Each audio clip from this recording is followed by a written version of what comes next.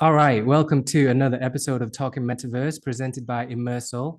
I'm here with Immersal's own Matthias Goski joining us from Hong Kong. Matthias, is that where you are? You're always traveling Yeah, the world. I can't keep track. yeah. I just came back from Singapore and Japan, and now I'm talking in Hong Kong. See, even Nice. you forget. You should Yeah, drop by Korea. that's the Okay, next stop.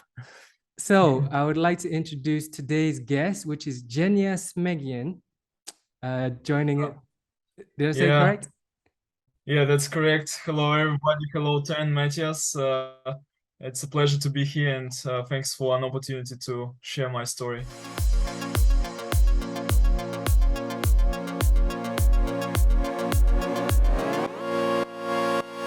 Well, let me quickly start with the question I ask everybody. I want to try and put you on the spot. Is it possible to define the metaverse in one sentence? If you ask that to me, I would say that it's possible for certain individuals, including me, impossible Oh, for most of individuals. what a But great yeah, answer. Okay, let's hear your but metaverse is very different from person to person, and if you ask 10 people on the streets, nine will say they don't know what's metaverse, and one will drop some definition, but you will find different definitions from person to person. And for me, personally, metaverse is interchangeable definition with, let's say, cyberspace or virtual world, and that's the way to describe it shortly. And in that sense, I include in metaverse such things as gaming, as crypto, because crypto powers this virtual world, and gaming is the fundamental feature of metaverse, in my point of view. And another important thing I want to mention here is that metaverse doesn't refer to any particular technology like other things in techno space, in high tech, like internet. We know that internet is mainly about transferring data packages from peer to peer, but metaverse doesn't have any particular technology, so it's good to have some interchangeable words, as I mentioned, like cyberspace. Matthias, maybe you have another definition? Yeah, I would say it's like a internet in 3D format. Have to be said in like one sentence. That's my definition for it. Yeah, that's totally agree. I like that 3D internet. Or another thing I would say is everything digital is metaverse. Wow, amazing. Really short and sweet descriptions. I think it's really important to start with short, few words descriptions. Yeah, it would be nice to understand like what kind of things like SK Group do, and then like SK Telecom is part of SK Group. So kind of like what is the relationship between these two? SK Telecom itself is a part of much larger SK Group, and SK Group is the second largest conglomerate in South Korea after Samsung. SK Group consists of more than 100 subsidiaries in different sectors, from pharmaceuticals to semiconductors and energy and chemicals. So SK Group produces everything from gasoline to COVID-19 vaccines, and in fact, Wow. SK is one of the biggest producers in the world of COVID-19 vaccines, and SK Hynix, which is a subsidiary of SK Telecom, is the world's second largest memory chip producer.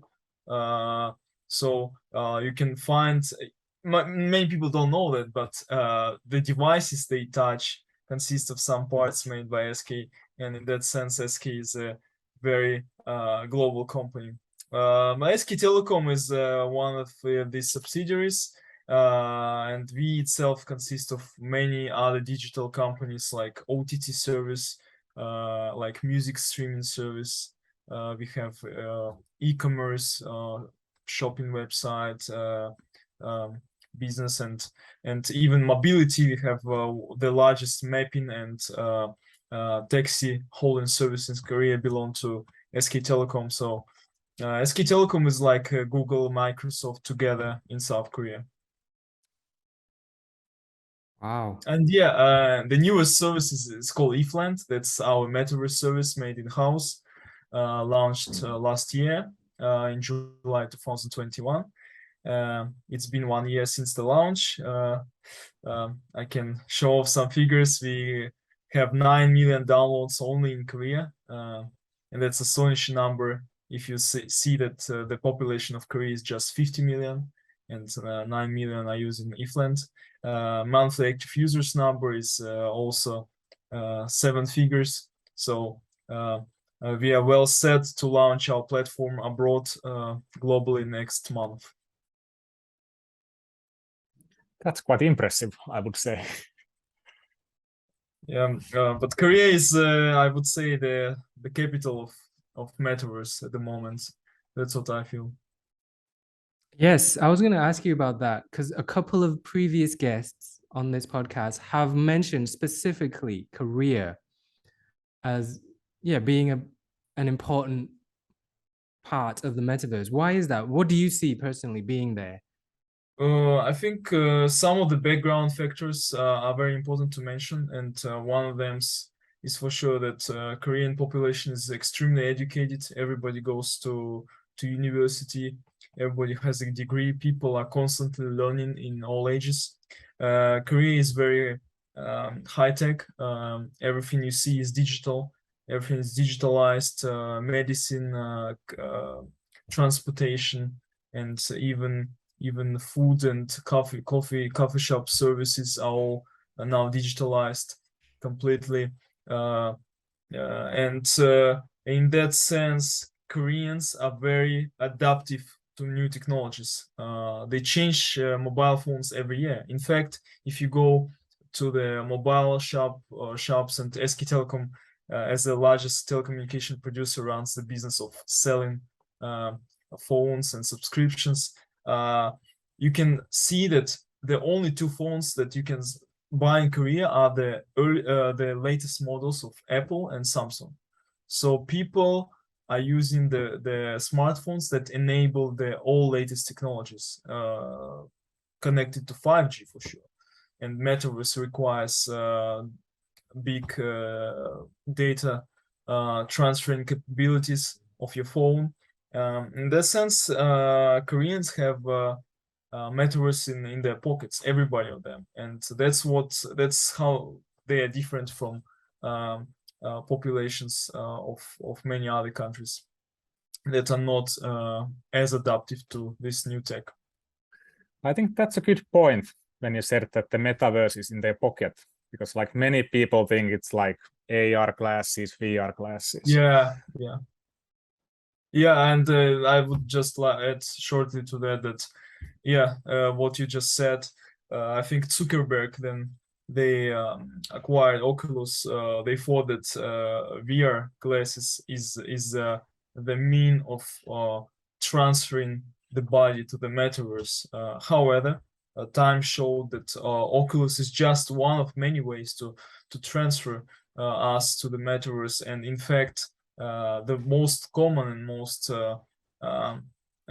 most probably usable device for that is our mobile phone and smartphone. And in eFland, in our service metaverse platform eFland, we utilize smartphone as the main mean of connecting to the metaverse. So our platform is now available on smartphones and will be available soon on PCs.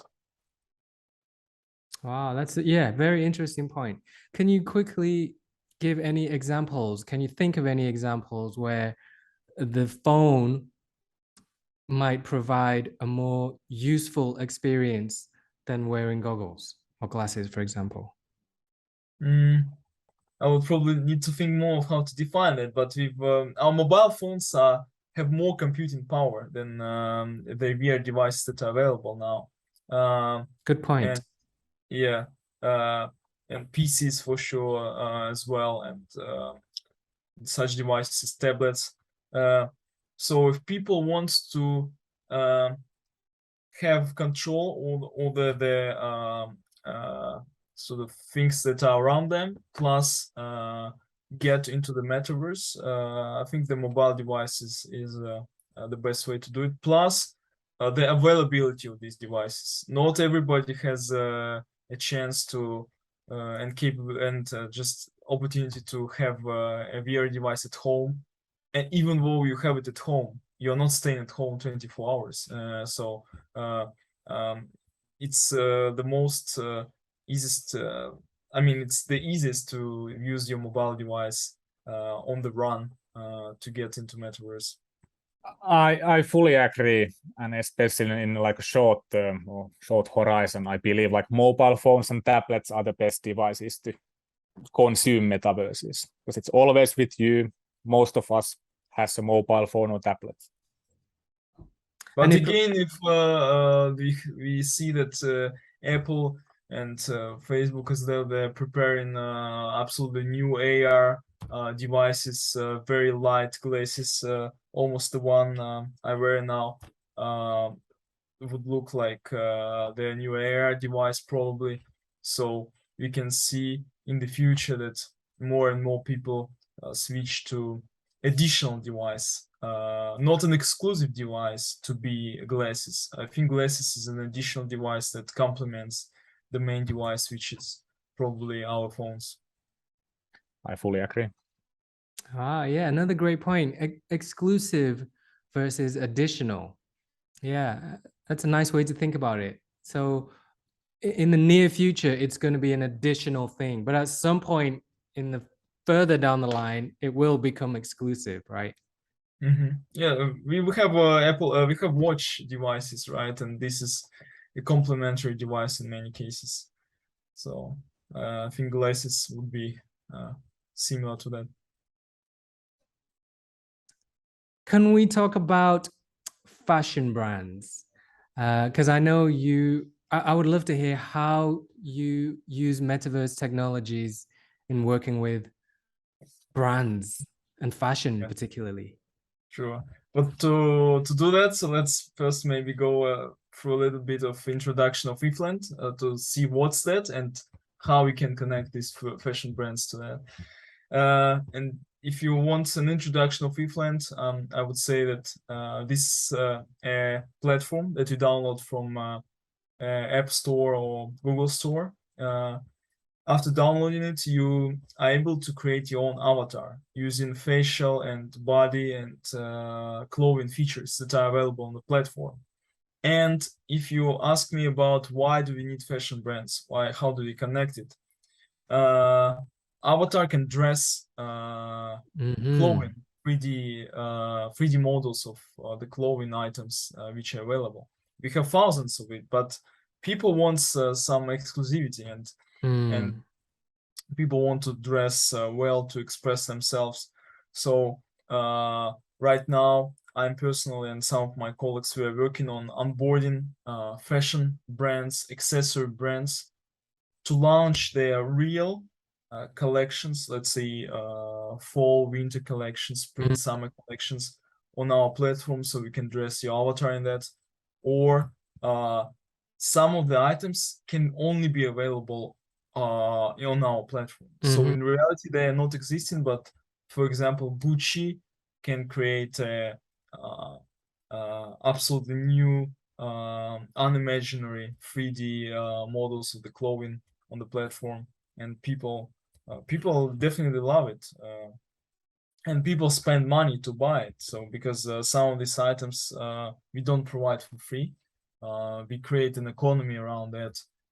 Then people for sure have free options of unbranded clothing, but if they want to buy some exclusive stuff, limited collections, branded collections, they use coins in Metaverse tokens to buy it, and this creates another revenue stream for designers, because there are not only brands, but there are also individual designers, individual architects who are good at 3D modeling, and they create a good piece of clothing and upload them, and then get revenue share. Yeah, I love it. And you can see, I think the growth of the metaverse can be visibly noticed by seeing how much people are willing to spend buying digital assets, and kids are buying it all the time. Not just kids now. Yeah, everybody and kids to be able to buy, they should ask their parents to give them money, right? So in fact, you're buying it if your kid is buying. Exactly. Do you guys use any metaverse yourself? I think the only metaverse tool that I use is Immersal Personal Metaverse app. I have to admit. Nice way to plug. And You said immersal metaverse? Yes, so you can download that from App Store and Google Play. So you can I try didn't it out. know our podcast has in podcast ads. Hey, Matthias, quickly explain Yeah, to please Genya explain me what is that and how in to one use or it. two sentences, what does the Yeah. Immersal personal metaverse app enable us to do? Down, yeah, please. So basically you can scan all the physical environment next to you and then add objects or like videos and pictures on your own personal metaverse, and then you can share it to your friends. So if I go inside the app, what will I see there? So basically if I scan, let's say, this hotel room, I can add some pictures or videos here, then you can also see them. So all the content has to be on your phone or tablet. Well, that's isn't that Minecraft? Slightly different. Yeah, it's I kind of understand. It's a very easy way to explain it, and you just said a couple sentences. I already can imagine how it works. Yes. so just going back to what you were saying, Genya, why do you think there is an inherent human need to recreate, to simulate the real world digitally? Why do we have that? Yeah, this is a very interesting question, and I have a even more interesting answer to that. Okay. I think many people try to set this boundary and this border between virtual and real. In my understanding, there is no boundary. Because many people who say, let's say, I don't use metaverse, I don't understand it, and I don't want it. And then I ask these people, how many hours a day you use your mobile phone? They say 5-6 hours after checking their settings. And I say, so you think that if you look at your screen for 6 hours a day, you're not in metaverse, you think you're in real life? And then these people try to become puzzled by that, because they think, oh, probably that's not completely real, and they're understanding that's not completely virtual, but they are already thinking that probably there is something about metaverse in that.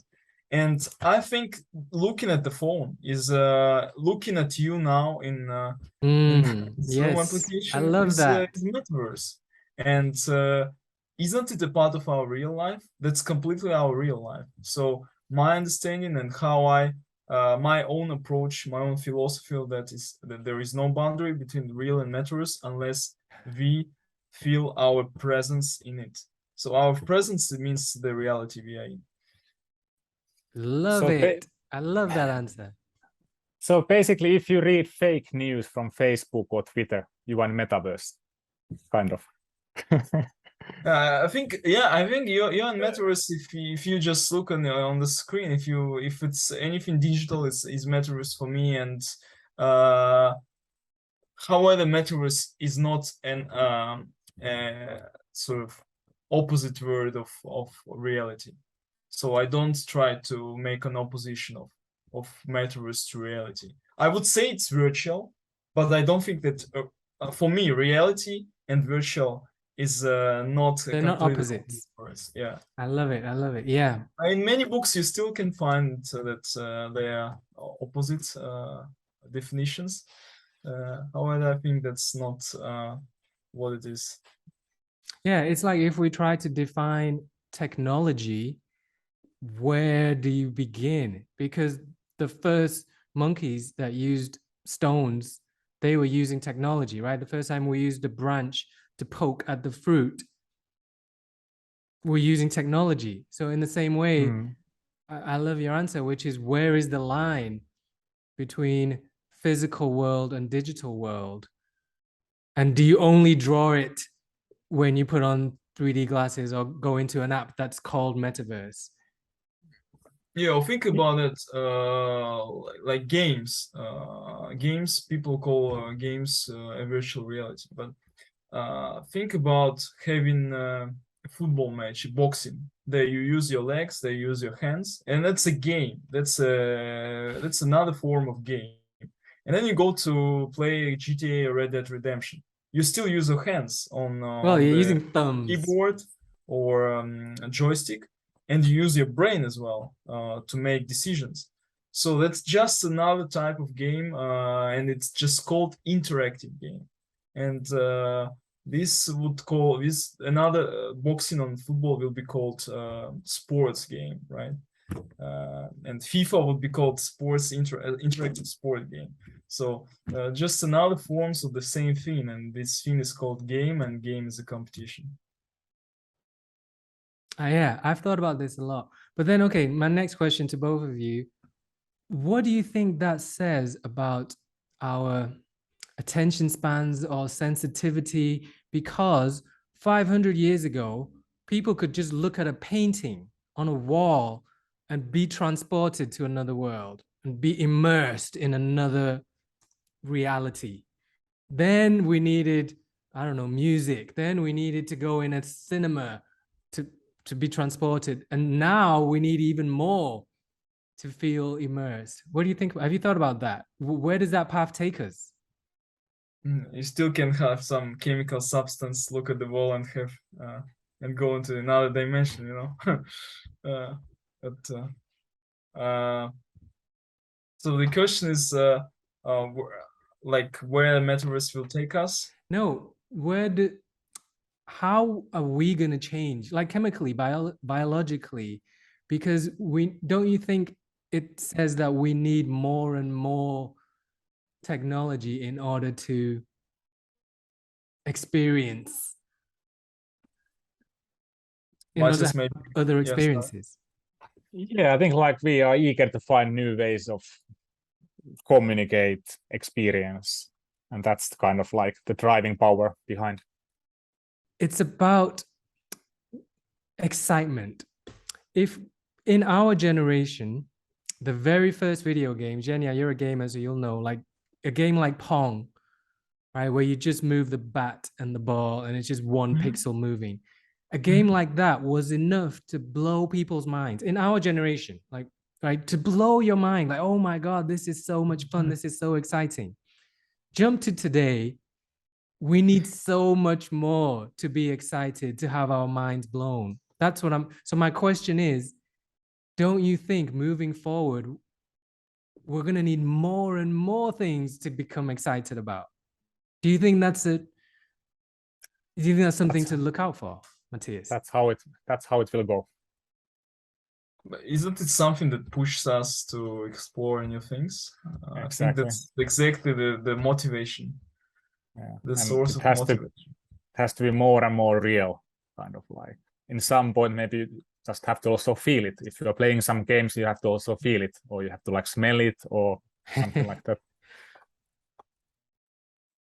Yeah, but I think that's in everything. People start from zero, and then they want to move from a small apartment to bigger, to from a small car to a sport car, and want to have